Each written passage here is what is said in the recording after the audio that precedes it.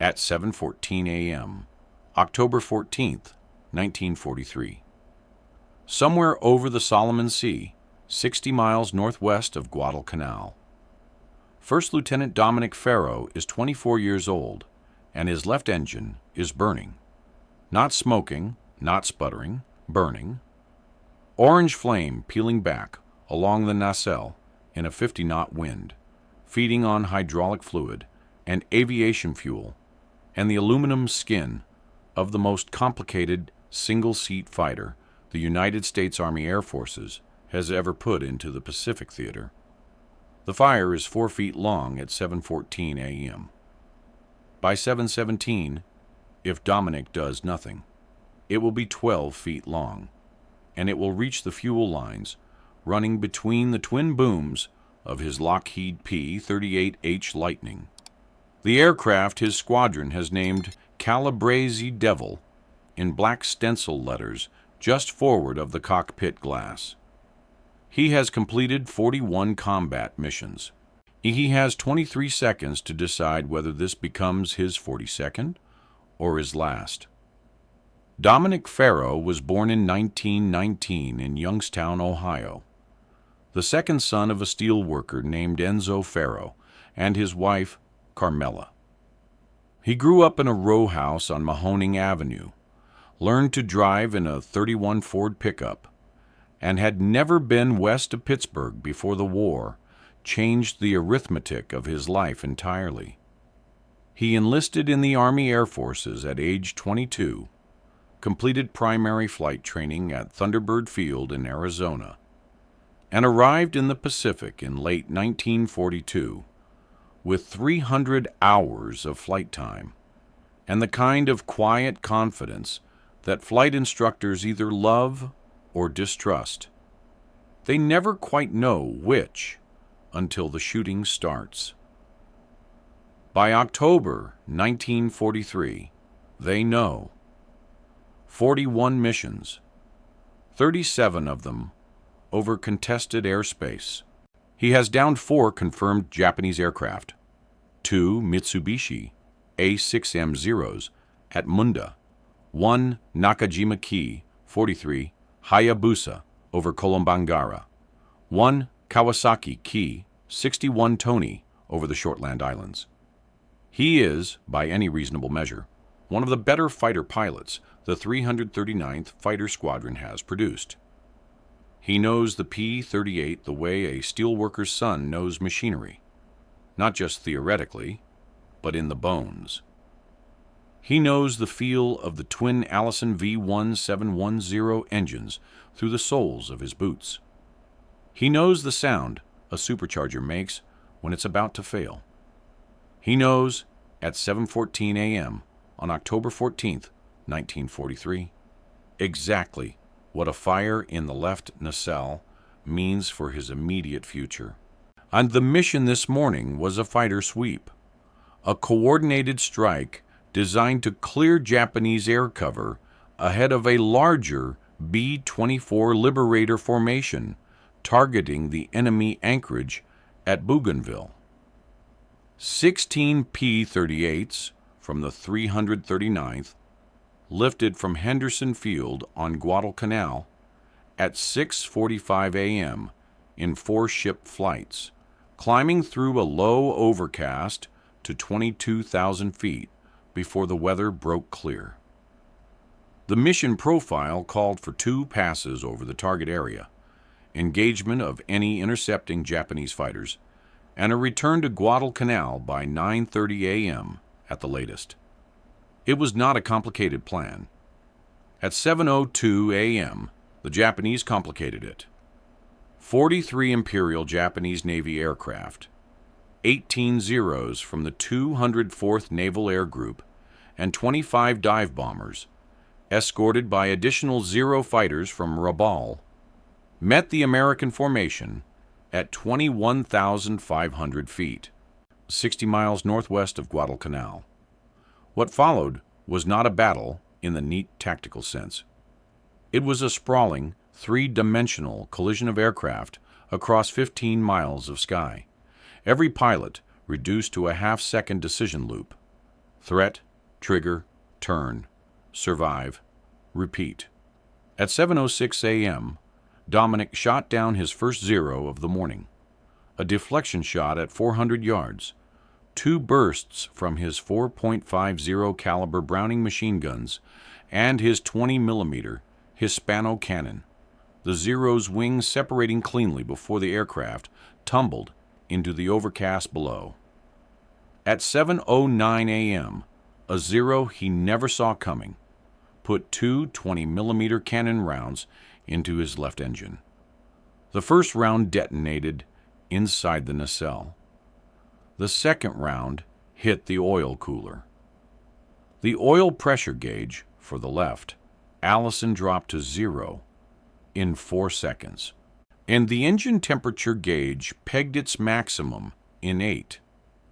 And at 7:11 a.m., 3 minutes before the fire truly takes hold, Dominic Farrow feathered the left propeller, shut off the fuel supply to that engine, and engaged the left engine fire extinguisher, a procedure he has rehearsed so many times in training that his hands move without instruction from his conscious mind. The extinguisher does not work. The fire in the nacelle has already spread beyond what the onboard CO2 system can reach. It is feeding on the structural sealant in the wing boom junction, on insulation around the hydraulic lines, on a small reservoir of fuel that leaked from a punctured line before he could shut the valve. The fire extinguisher buys him perhaps 40 seconds of reduced flame before the burn intensifies again. At 7:14 a.m., the fire is 4 feet long. At 7:14 and 23 seconds, Dominic Farrow rolls Calabrese Devil into a diving turn toward the nearest Zero he can find. He is not done fighting. The dive is intentional. At 22,000 feet, the ambient temperature is minus 40 degrees Fahrenheit, and the wind across the P-38's skin at 380 miles per hour is a physical force that Dominic can use. The physics are brutal but simple. Increase airspeed, increase the wind shear across the nacelle, and for a few seconds, maybe 30, maybe 45, you create a situation where the rushing air partially starves the fire of the oxygen it needs to sustain the burn on the forward face of the nacelle. You do not extinguish the fire. You borrow time. That is all Dominic is doing at 7:14 a.m., borrowing time. He rolls Calabrese Devil through 45 degrees of bank. We're pushing the nose down to build airspeed, and as the altimeter begins unwinding, 21,500, 21,000, 20,500, he acquires the Zero that his wingman, Second Lieutenant Gerard Kowalski, has been chasing for the last 90 seconds. Gerard Kowalski is 23 years old, from Hamtramck, Michigan, a machinist's son who has been Dominic's wingman for 11 missions.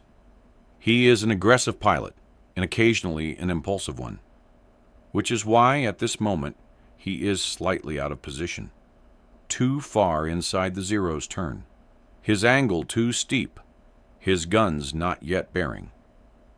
The Zero's pilot knows this, knows he has a fraction of a second to complete his reversal, and is beginning to pull back toward Gerard's aircraft. At 7:15 a.m., Dominic solves this problem. He crosses the Zero's 6 o'clock at a 30-degree angle, at the P-38's superior speed from the dive, giving him a closure rate the Zero cannot anticipate. He fires a single 3-second burst, 150 rounds of .50 caliber through the Zero's right wing root and engine cowling. The Japanese fighter comes apart in a debris field that Dominic has to fly through, fragments clattering against the nose of Calabrese Devil like thrown gravel. Zero number 2 for the morning, number 6 for his career. At 7:15 and 40 seconds, the left nacelle fire flares as he pulls out of the dive. The pullout costs him airspeed. Less airspeed means less wind shear across the nacelle. Less wind shear means the fire on the forward face of the engine casing grows again, doubling in length in under 10 seconds. Dominic can see it in his peripheral vision. A tongue of orange flame visible past the left boom, flickering and surging as the airspeed settles back to 280 miles per hour. He has a larger problem now. The fuel feed line from the left wing tank to the left engine is compromised. He shut the engine fuel valve at 7:11, but the cannon round that hit the oil cooler also partially severed a return line that runs adjacent to the feed line, a line that still carries residual fuel pressure from the left wing tank. That line is bleeding aviation fuel into the engine compartment at approximately 3 gallons per minute. He has no way to shut it off from the cockpit. The only valve that controls it is on the engine firewall itself, accessible only from outside the aircraft. He is at 20,000 feet. The fuel is feeding the fire he cannot extinguish. At 7:16 a.m., the fire reaches the boom junction, the structural connection between the left engine nacelle and the main tail boom. The boom is aluminum. Aluminum, subjected to sufficient heat, does not burn in the conventional sense. It softens. It loses tensile strength. At temperatures above 700 degrees Fahrenheit, an aluminum structural member that was rated to withstand 15,000 pounds of load can fail at 3,000 pounds. The left boom of a P-38 Lightning carries the left horizontal stabilizer, the left elevator, and the left vertical tail fin. If the boom fails, Calabrese Devil will depart controlled flight instantaneously. Dominic knows this. He has approximately 4 minutes before boom failure becomes probable. Possibly 6 if the fire's heat distribution is uneven. He has no way to know which. At 7:16 and 30 seconds, 3 more zeros find him. The Japanese pilots are not stupid. A P-38 with one engine running hot and trailing smoke is an injured aircraft. An injured aircraft cannot sustain the turns that make a P-38 dangerous. The 3 Zero pilots, from their flight patterns disciplined and experienced, not the green replacements the Japanese have been sending forward in increasing numbers, are flying a coordinated intercept, one aircraft attacking from high and to the left, forcing Dominic to turn into the fire and away from his right engine's power, while the other 2 come in from the right quarter. In his headset, through the static and the chatter of 17 other American pilots fighting their own battles across 15 miles of sky, Dominic hears Gerard Kowalski. "Dom, I've got 2 on me. Braking left. Braking left." Gerard's voice is controlled, clipped. The voice of a pilot who knows that panic is a luxury combat does not allow. Dominic does not answer. He is calculating. The P-38, even on one engine, can sustain 280 miles per hour in level flight. The Zero's maximum speed is 331 miles per hour, but the Zero achieves that at sea level. At altitude, the performance gap narrows. The 3 Japanese pilots attacking him know this. They are not trying to outrun him. They are trying to bracket him, force him into a turn that costs speed then close while he is slow, then kill him. At 7:17 a.m., Dominic does not turn. He pushes the right throttle to its mechanical stop, war emergency power, an overspeed setting that his crew chief, Staff Sergeant Lyle Mabry, has warned him twice already. This month damages the right engine's supercharger bearings, and he pulls Calabrese Devil's nose upward into a vertical climb.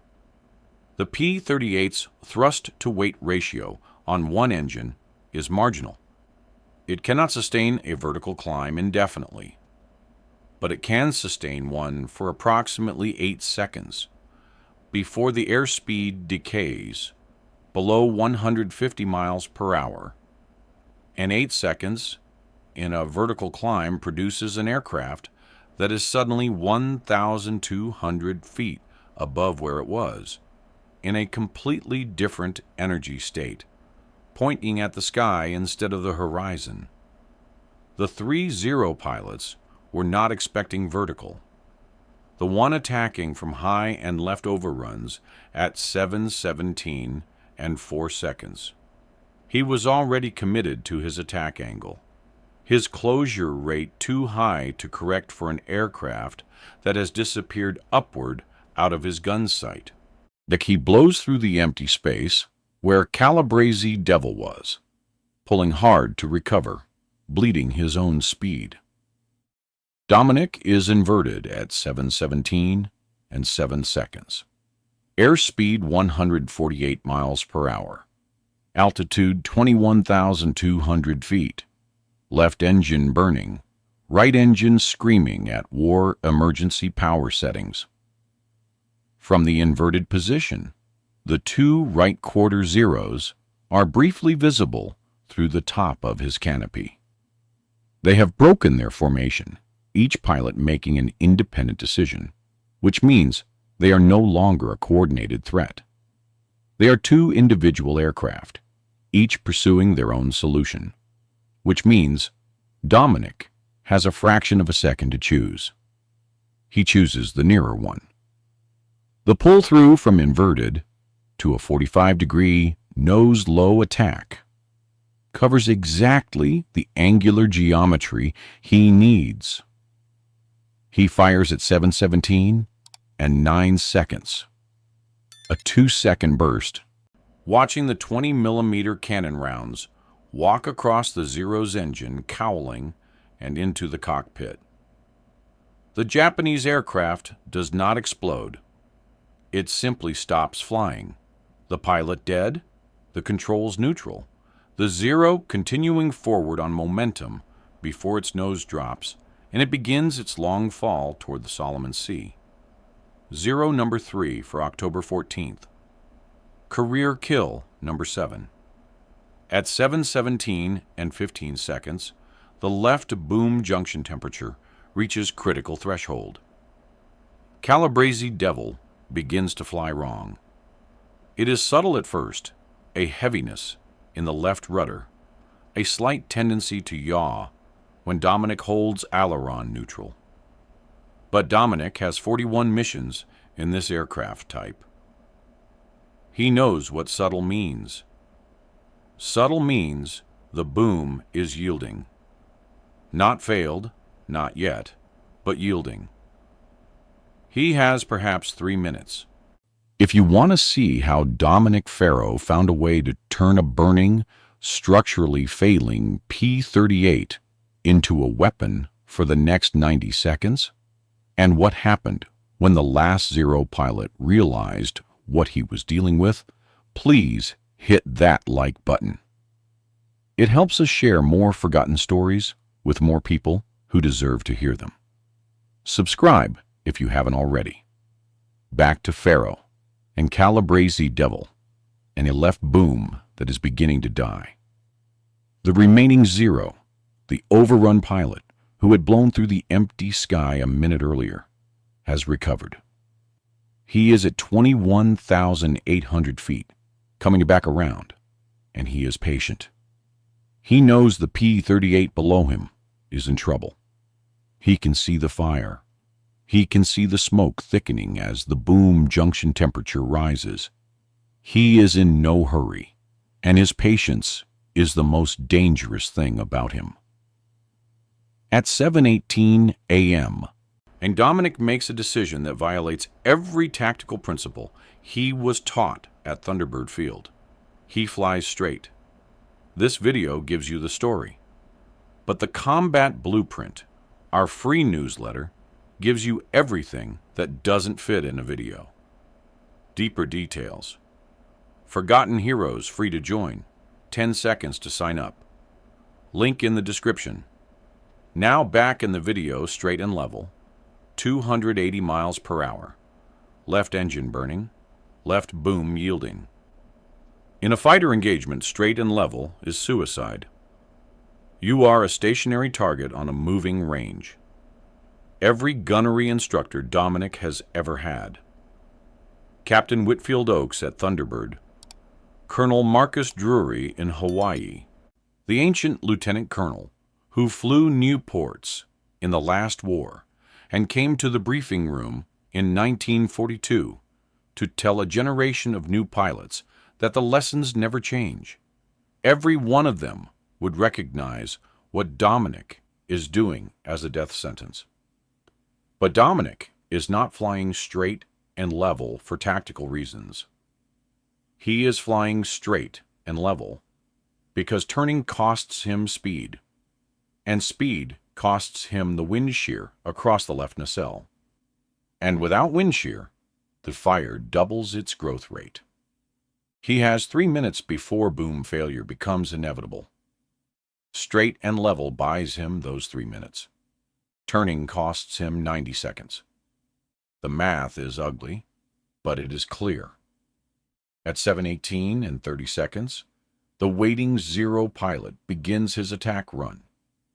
He comes in from 6 o'clock high, the classic stern attack, aircraft to aircraft, and closing from 800 yards at a relative velocity of perhaps 60 miles per hour. In his gun sight, Calabrese Devil is a perfect target. Wings level, nose ahead, no evasive action. The Zero pilot has done this before. His gun harmonization is set for 300 yards. He will open fire at 350, close to 200, and break away. At 7:18 and 45 seconds, at 620 yards of separation, Dominic shuts off the right engine. Not feathered, not throttled back, shut off. Fuel off, ignition off, propeller windmilling free.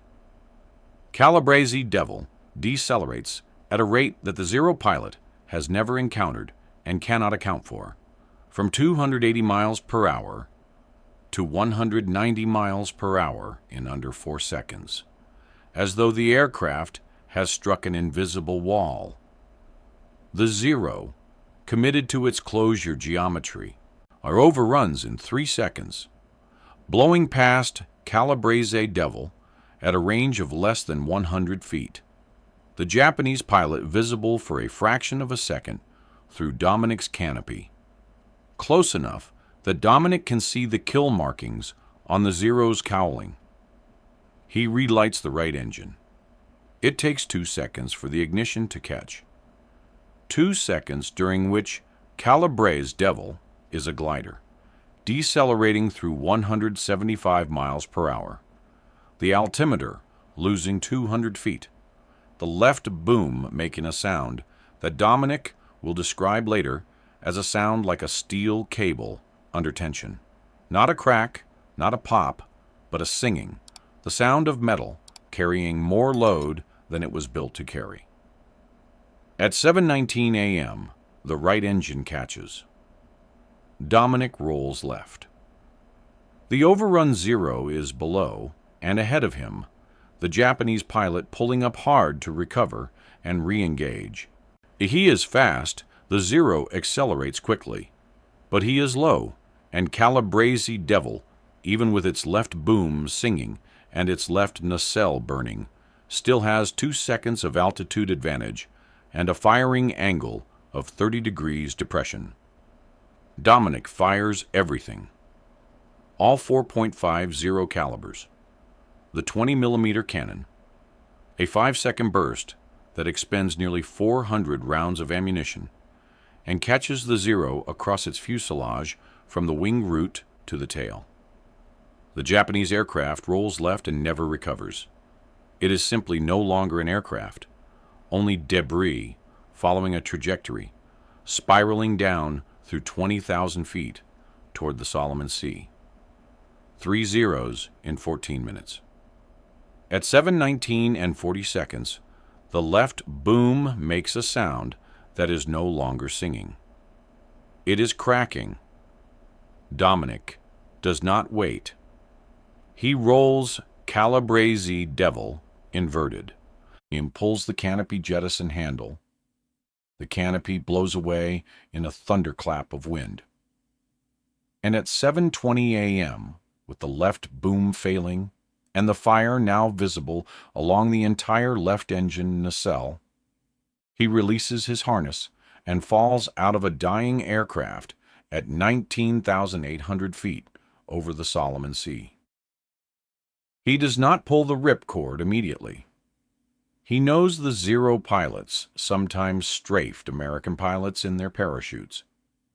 It was not universal, but it happened, and there is still at least one Zero in the vicinity. He free falls for 8 seconds, the ocean rushing up at him, the cold air at altitude hitting him like a wall of water, before he pulls at approximately 18,500 feet. The chute opens correctly. At 7:20 and 30 seconds, Calabrese Devil loses its left boom entirely. The aircraft departs controlled flight and spins into the Solomon Sea. And Dominic watches it fall from 18,000 feet as he descends in his parachute. He watches the aircraft he has flown for 41 missions, the aircraft his crew chief named with him, the aircraft that has just destroyed 3 Japanese Zeros in 14 minutes, while burning alive, hit the water, and disappear. At 7:38 a.m., approximately 18 minutes after bailout, at an altitude of roughly 200 feet, Dominic realizes he has a new problem. He cannot see land. He hits the water at 7:39 a.m. The Solomon Sea in October is 84 degrees Fahrenheit at the surface, which sounds warm, and is, by comparison to the minus 40 degrees at altitude where he spent the last hour. But the impact of a parachute water landing at even a moderate descent rate is violent in ways that training approximates but never fully prepares you for. And Dominic enters the water, feet first, at approximately 15 miles per hour, goes under to a depth of about 8 feet, and comes back up gasping, the parachute silk beginning to settle over him. He cuts the risers with the knife from his survival vest, a motion he has rehearsed, and kicks clear of the collapsing silk before it can trap him. He inflates his Mae West life preserver. He takes inventory. Left shoulder, separated. He felt it go during the parachute opening shock, a sudden violent pain that he filed away to deal with later. It is later now. Right hand, 2 fingers on the right hand, are broken, probably from the canopy jettison handle. He hit it with full force in a 280-mile-per-hour wind stream. Forehead, a cut from an unidentified piece of debris during the bailout, shallow but bleeding freely, in the blood-diluting pink in the water around his face.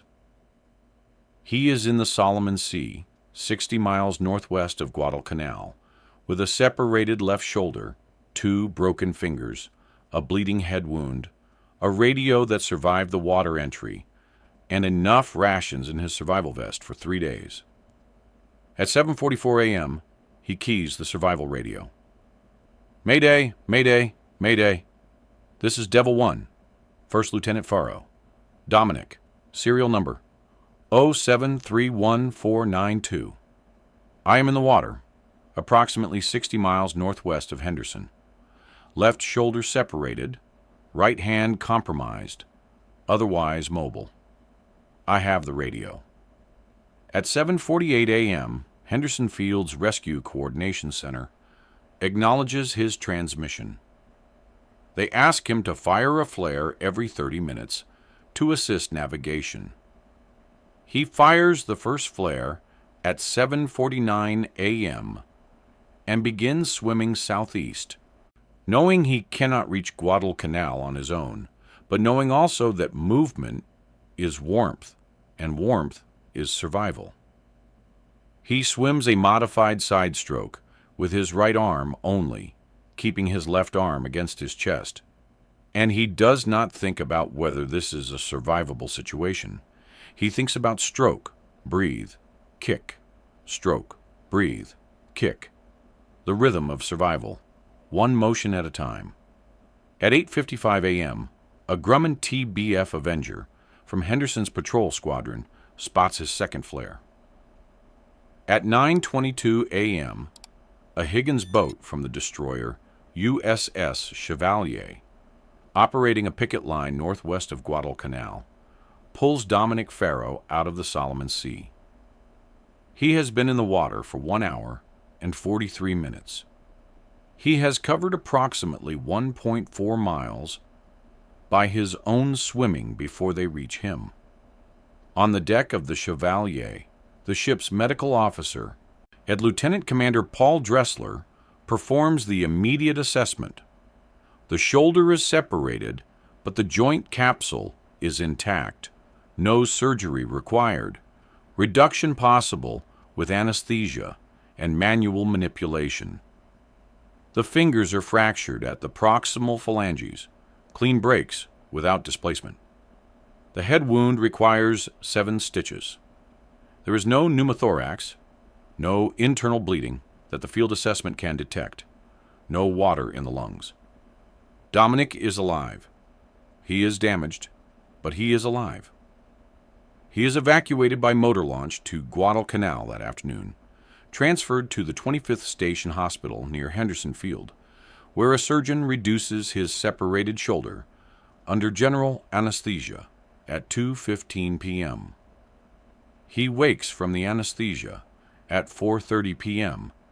and asks, before anything else, about his wingman. Gerard Kowalski landed safely.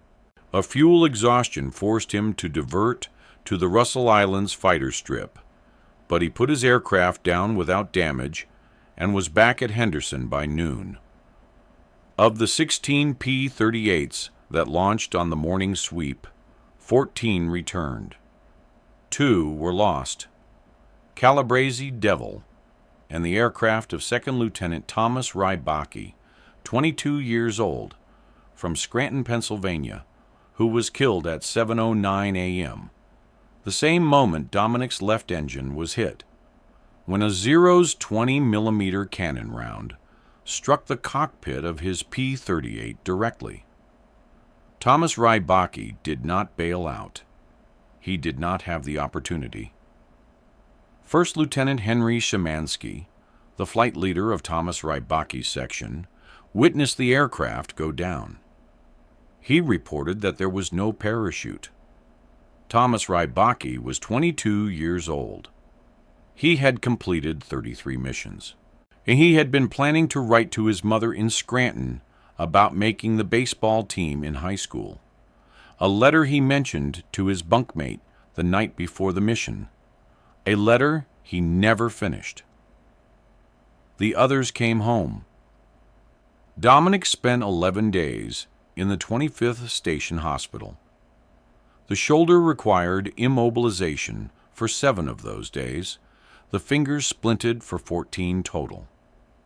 He received visits from his squadron commander, Major Curtis Bellamy, on the 3rd day, and from Gerard Kowalski, who brought him a bottle of Australian beer obtained through means Kowalski declined to specify. On the 5th day, On the 11th day, he walked back to the flight line and asked Staff Sergeant Lyle Mabry what aircraft was available. Mabry gave him a P-38H that the depot had just cleared from maintenance. It did not yet have a name, but Dominic thought about it for a while, standing on the Henderson Field flight line in the October heat, looking at the twin booms and the twin engines, and the cockpit where he had spent 41 missions learning to stay alive. He told Mabry to paint Calabrese Devil 2 on the nose. Dominic Farrow flew 22 additional combat missions after returning from the hospital, completing a tour of 63 total. He was credited with 7 confirmed aerial victories, the 4 prior to October 14th, and the 3 Zeros he destroyed that morning, making him an ace in the technical definition of the Pacific Theater. He was awarded the Silver Star for his actions on October 14th, 1943. The citation noting his continued engagement of enemy aircraft while his own aircraft was on fire and structurally failing. There he was also awarded the Air Medal with 4 oak leaf clusters and was promoted to captain before leaving the Pacific in February 1944. He returned to Youngstown, Ohio in the spring of 1944, where he married a woman named Eleanor Marchetti that August. They would have 3 children, 2 boys and a girl, and Dominic would work for 31 years at Republic Steel in supervisory and then management positions before retiring in 1975. He was not a man who spoke frequently about the war. His children knew he had flown in the Pacific. They knew he had been a fighter pilot. They did not know about October 14th, 1943, about the fire and the 3 Zeros and the hour and 43 minutes in the Solomon Sea. Until a Veterans Day ceremony in 1978, when a local newspaper reporter asked him for a comment, and he gave one briefly and without self-congratulation, and his eldest son read it at breakfast the next morning and stared at his father across the kitchen table in a silence that lasted a long time. "I didn't know," his son said finally. "There wasn't a need to," Dominic told him. Gerard Kowalski returned to Hamtramck after the war and ran his father's machine shop for 20 years, expanding it to 3 employees by 1960. He and Dominic exchanged Christmas cards every year until Kowalski's death in 1991. He was 69 years old. Staff Sergeant Lyle Mabry, who maintained Calabrese Devil and Calabrese Devil 2 through Dominic's entire Pacific tour, returned to his hometown of Macon, Georgia, worked as an aircraft mechanic for Delta Airlines for 30 years, and attended 3 339th Fighter Squadron reunions between 1965 and 1980. At the 1965 reunion in San Francisco, he and Dominic sat together at dinner, and Mabry told him he had always worried that the hydraulic line failure might have been something he missed in the pre-mission inspection. Dominic told him it was a cannon round. It couldn't have been caught in any inspection. Mabry said he knew that. He had just needed to hear someone else say it. Lyle Mabry died in 2003 at age 81. Second Lieutenant Thomas Rybaki, killed at 7:09 a.m. on October 14, 1943, is buried at the National Memorial Cemetery of the Pacific at Punch Bowl, Honolulu, Hawaii. He was 22 years old. His name appears on a memorial wall in Scranton, Pennsylvania, that his mother helped organize in 1948. She visited every year until her own death in 1971. Dominic Farrow attended the dedication of that memorial in 1948, and he drove from Youngstown to Scranton, a journey of roughly 4 hours, and stood in a light rain while Thomas Rybaki's name was read aloud, and he did not say anything to anyone about what he had been doing at the exact moment in Thomas Rybaki died. Some things you carry privately. Some debts cannot be paid, only acknowledged. Dominic Farrow died on March 3, 2001, at the age of 81, at his home in Youngstown, Ohio. His wife Eleanor had predeceased him by 2 years. His children were with him. His silver star and his commission photograph hang in the 339th Fighter Squadron Heritage Room at McChord Air Force Base in Washington State, alongside photographs of 17 other men who flew from Henderson Field in the fall and winter of 1943. In the photograph, he is 24 years old, in his Class A uniform, looking at the camera with the expression of a young man who has learned something specific and irreversible about himself and is not yet sure what to do with the knowledge. He looks calm. That is probably accurate. If this story moved you the way it moved us, do me a favor, hit that like button. Every single like tells YouTube to show this story to more people. Hit subscribe and turn on notifications. We're rescuing forgotten stories from dusty archives every single day. Stories about men who flew burning aircraft and kept fighting. Stories about wingmen who showed up when it mattered. Stories about crew chiefs who painted names on fighter planes and said goodbye without ceremony every morning. Real people. Real heroism. Drop a comment right now and tell us where you're watching from. Are you watching from the United States, to United Kingdom, Canada, Australia? Our community stretches across the entire world. You're not just a viewer. You're part of keeping these memories alive. Tell us your location. Tell us if someone in your family served in the Pacific, in Europe, in the air, or on the ground. Just let us know you're here. Thank you for watching, and thank you for making sure Dominic Farrow and the men of the 339th Fighter Squadron don't disappear into silence. Thomas Rybaki died at 7:09 a.m. on October 14, 1943, a cannon round through the cockpit at 22,000 feet over the Solomon Sea. He never had a chance to bail out. He was 22 years old. He never came home.